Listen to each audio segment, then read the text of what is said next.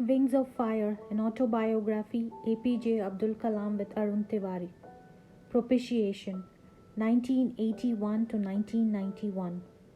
Let craft, ambition, spite be quenched in reason's night, till weakness turn to might, till what is dark be light, till what is wrong be right. Lewis Carroll. A minor tussle over my services occurred at this time between ISRO, which was a little hesitant to relieve me, and DRDO, which wanted to take me in.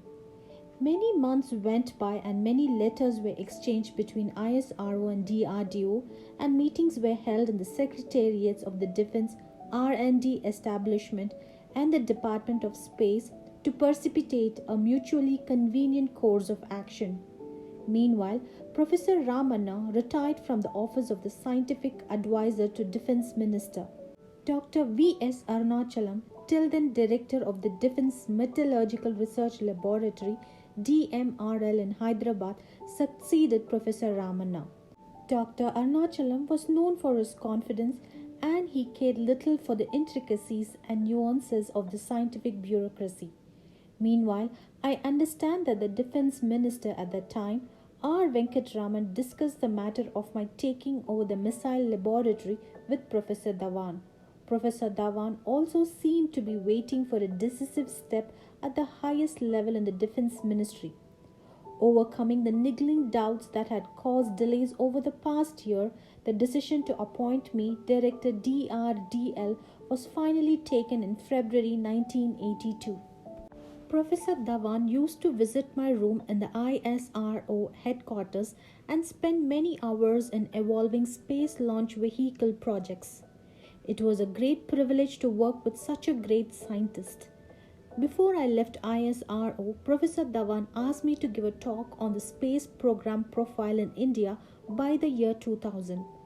Almost the entire ISRO management and staff attended my talk, which was by way of a farewell meeting. I had met Dr. V.S. Arunachalam in 1976 when I visited DMRL in connection with the aluminum alloy investment casting for the SLV inertial guidance platform. Taking it as a personal challenge, Dr. Arunachalam had the investment casting, the first of its kind in the country, made in the incredibly short time of 2 months. His youthful energy and enthusiasm never failed to amaze me. This young metallurgist had within a short span of time lifted the science of metal making to the technology of metal forming and then to the art of alloy development. With a tall and elegant figure, Dr. Arunachalam was like an electrically charged dynamo himself. I found him an unusually friendly person with a forceful manner as well as an excellent working partner. I visited DRDL in April 1982 to acquaint myself with my potential work site. The director of DRDL then, S.L. Bansal, took me around and introduced me to the senior scientist in the laboratory. DRDL was working on 5 staff projects and 16 competence build-up projects. They were also involved in several technology-oriented activities with a view to gain lead time for the development of indigenous missile systems in future. I was particularly impressed by their efforts on the twin 30-ton liquid propellant rocket engine. Meanwhile, Anna University Madras conferred the honorary degree of Doctor of Science on me. It had been nearly 20 years since I had acquired my degree in aeronautical engineering. I was happy that Anna University had recognized my efforts in the field of rocketry, but what pleased me most was the recognition of the value of our work in academic circles. To my delight, the honorary doctorate degree was awarded at a convocation presided over by Professor Raja Ramanna. I joined DRDL on 1st June 1982. Very soon I realized that this laboratory was still haunted by the winding up of the Devil missile project. Many excellent professionals had not yet recovered from the disappointment. People outside the scientific world may find it difficult to comprehend how a scientist feels when the umbilical cord to his work is suddenly snapped for reasons totally alien to his understanding and interests. The general mood and work tempo at DRDL reminded me of Samuel Taylor Coleridge's poem, The Rime of the Ancient Mariner. Day after day, we stuck, nor breathed, nor motion, as idle as a painted ship upon a painted ocean. I found almost all my senior colleagues living with the pain of dashed hopes. There was a widespread feeling that the scientists of this laboratory had been cheated by the senior officials in the Ministry of Defense. It was clear to me that the burial of the devil was essential for the rise of hope and vision. When about a month later Admiral O.S. Dawson, then the Chief of Naval Staff, visited DRDL, I used it as an opportunity to make a point with my team. The Tactical Core Vehicle TCV project had been hanging fire for quite some time. It was conceived as a single core vehicle with certain common subsystems to meet the requirements of the services for a quick reaction surface-to-air missile, an anti-radiation air-to-surface missile which could be launched from helicopters or fixed-wing aircraft. I emphasized the sea-skimming role of the core vehicle to Admiral Dawson. I focused not on its technical intricacies but on its battlefield capabilities, and I highlighted the production plans. The message was loud and clear to my new associates: do not make anything which you cannot sell later, and do not spend your life on making one thing only. Missile development is a multi-dimensional business. If you remain in any one dimension for a long time, you will get stuck. My initial few months at DRDL were largely interactive. I had read at St. Joseph's that an electron may appear as a particle or wave depending on how you look at it. If you ask a particle question, it will give you a particle answer. If you ask a wave question, it will give you a wave answer. I not only described and explained our goals, but also made them an interplay between our work and ourselves. I still recall quoting Ronald Fisher at one of the meetings. The sweetness we taste in a piece of sugar is neither a property of the sugar nor a property of ourselves. We are producing the experience of sweetness in the process of interacting with the sugar. Very good work on a surface-to-surface missile with a vertical rise-turn straight line climb ballistic path had been done by that time. I was astonished to see the determination of the DRDL workforce, who, in spite of the premature winding up of the earlier projects, were eager to go ahead. I arranged reviews for its various subsystems to arrive at precise specifications. To the horror of many old-timers in DRDO, I started inviting people from the Indian Institute of Science, Indian Institutes of Technology, Council for Scientific and Industrial Research, Tata Institute of Fundamental Research, and many other educational institutions where related experts could be found. I felt that the stuffy work centers of DRDL needed a breath of fresh air. Once we opened the windows wide, the light of scientific talent began to pour in. Once more, Coleridge's Ancient Mariner came to mind. Swiftly flew the ship, riding gently the oncoming tide. Sometime in the beginning of 1983, Professor Dhawan visited DRDL. I reminded him of his own advice to me almost a decade ago: you have to dream before your dreams can come true. Some people stride towards whatever it is that they want in life. Others shuffle their feet and never get started because they do not know what they want and do not know how to find it either. ISRO was lucky to have had Professor Sarabhai and Professor Dhawan at the helm, leaders who elucidated their goals, made their missions larger than their lives, and could then inspire their entire workforce. DRDL had not been so lucky. This excellent laboratory played a truncated role that did not reflect its existing or potential capabilities or even fulfill the expectations in South Block. I told Professor Dhawan about the highly professional but slightly bewildered team I had. Professor Dhawan responded with his characteristic broad smile, which could be interpreted in any way one chose. In order to accelerate the pace of R&D activities at DRDL, it was imperative that decisions on vital scientific, technical and technological problems be taken quickly. Throughout my career, I had zealously pursued openness in scientific matters.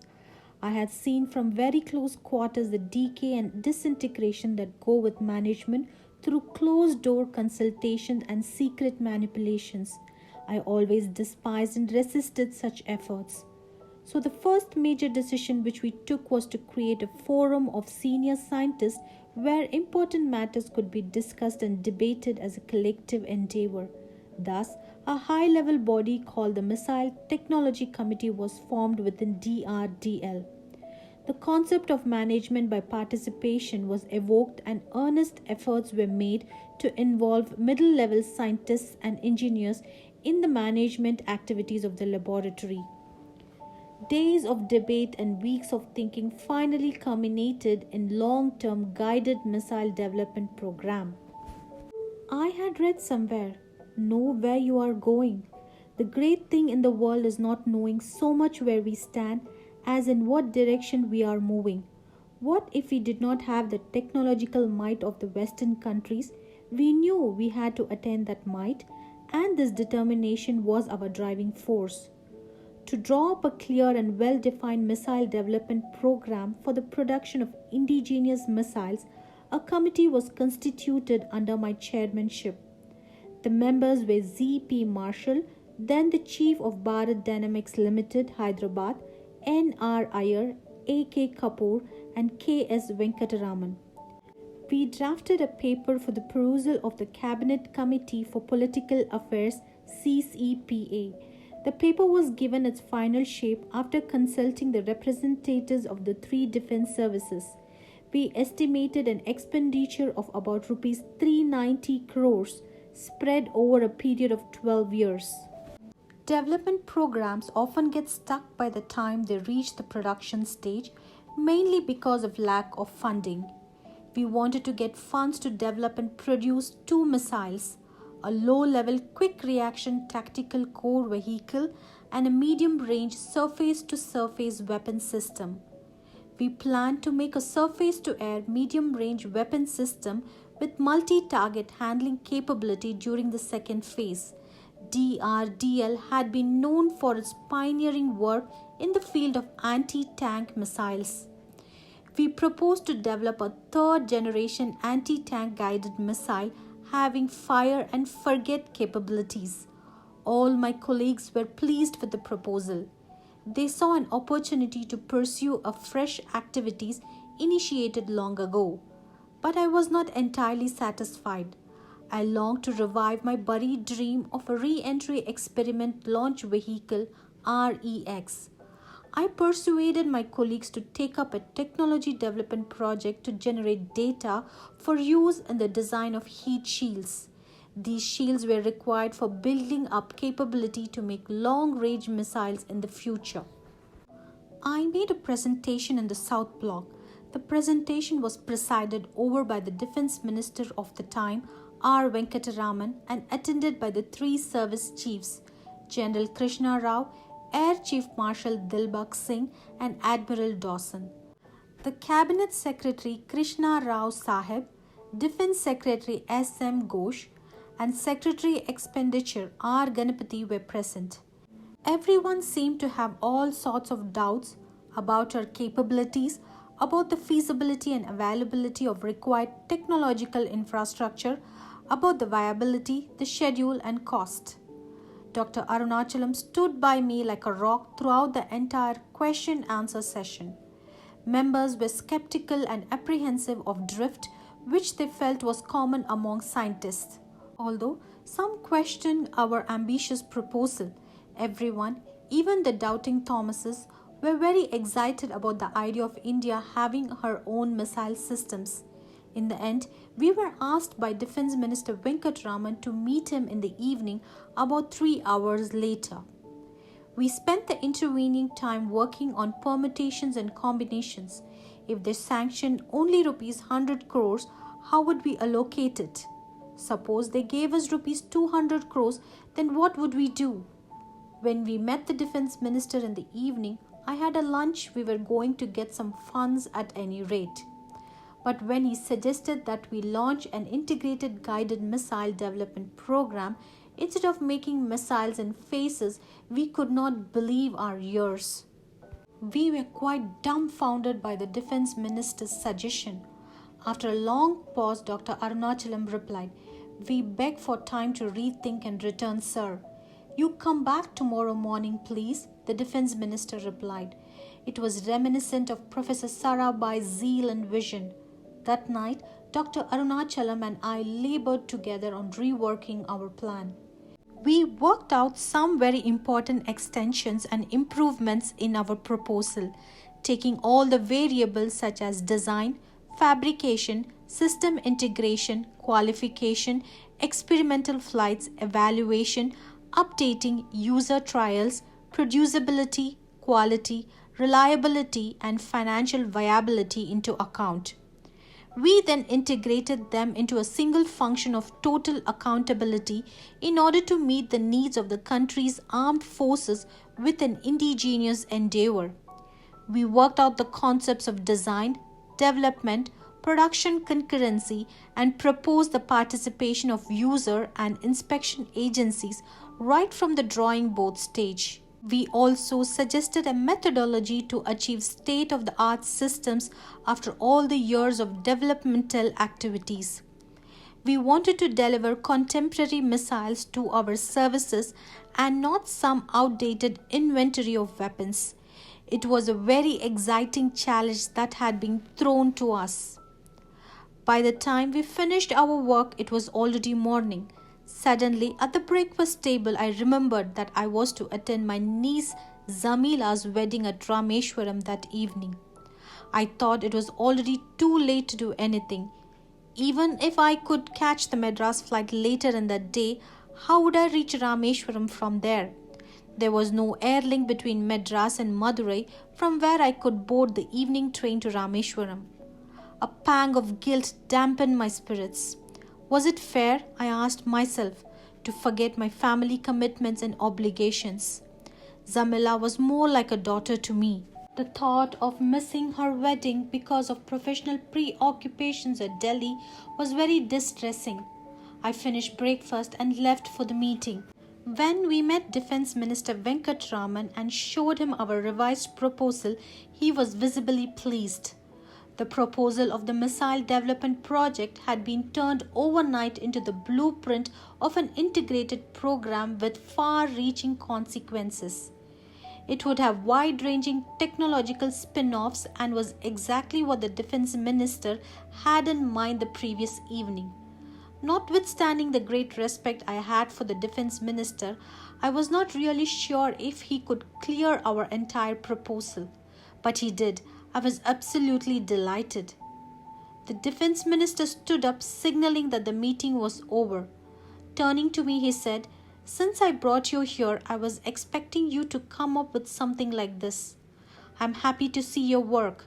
In a split second, the mystery surrounding the clearance of my appointment as Director DRDL in 1982 was cleared.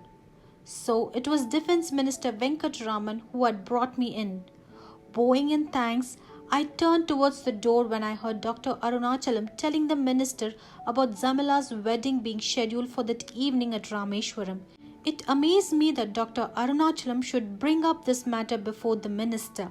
Why would a person of his stature sitting in the all-powerful South Block be concerned about a wedding which was to take place on a far-flung island in a small house on Mosque Street? I have always had a high regard for Dr. Arunachalam. He has, together with a command over language as he displayed on this occasion, an uncanny presence of mind. I was overwhelmed when the defense minister located on Air Force helicopter doing sorties between Madras and Madurai later in the day to take me to Madurai as soon as I disembarked at Madras from the regular Indian Airlines flight which was leaving Delhi in an hour's time. Dr. Arunachalam told me, "You have earned this for your hard work of the last 6 months." Flying towards Madras, I scribbled on the back of my boarding pass, "Who never climbed the weary league, can such a foot explore the purple territories on Rameshwaram's shore? The Air Force helicopter landed close to the Indian Airlines aircraft as soon as it arrived from Delhi. Within the next few minutes, I was on my way to Madurai. The Air Force commandant there was kind enough to take me to the railway station where the train to Rameshwaram was just about to roll out of the platform. I was in Rameshwaram well in time for Zamila's wedding. I blessed my brother's daughter with a father's love.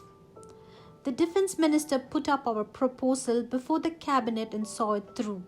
His recommendations on our proposal were accepted and an unprecedented amount of rupees 388 crores was sanctioned for this purpose. Thus was born India's prestigious Integrated Guided Missile Development Program, later abbreviated to IGMDP. When I presented the government-sanctioned letter before the Missile Technology Committee at DRDL, they were enthused with fire and action. The proposed projects were christened in accordance with the spirit of India's self-reliance. Thus, the surface-to-surface weapon system became Prithvi, the earth, and the tactical core vehicle was called Trishul, the trident of Lord Shiva. The surface-to-air area defense system was named as Akash, sky, and the anti-tank missile project Nag, Cobra. I gave the name Agni, fire, to my long-cherished dream of REX. Dr. Arunachalam came to DRDL and formally launched the IGMDP on 27 July 1983. It was a great event in which every single employee of DRDL participated.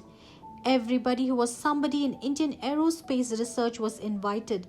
A large number of scientists from other laboratories and organizations, professors from academic institutions, representatives of the armed forces, production centers, and inspection authorities who were our business partners now were present on this occasion. A closed-circuit TV network had to be pressed into operation to ensure proper communication between the participants, for we had no single place to accommodate all the invitees. This was the second most significant day in my career, next only to 18 July 1980 when the SLV-3 had launched Rohini into the Earth's orbit.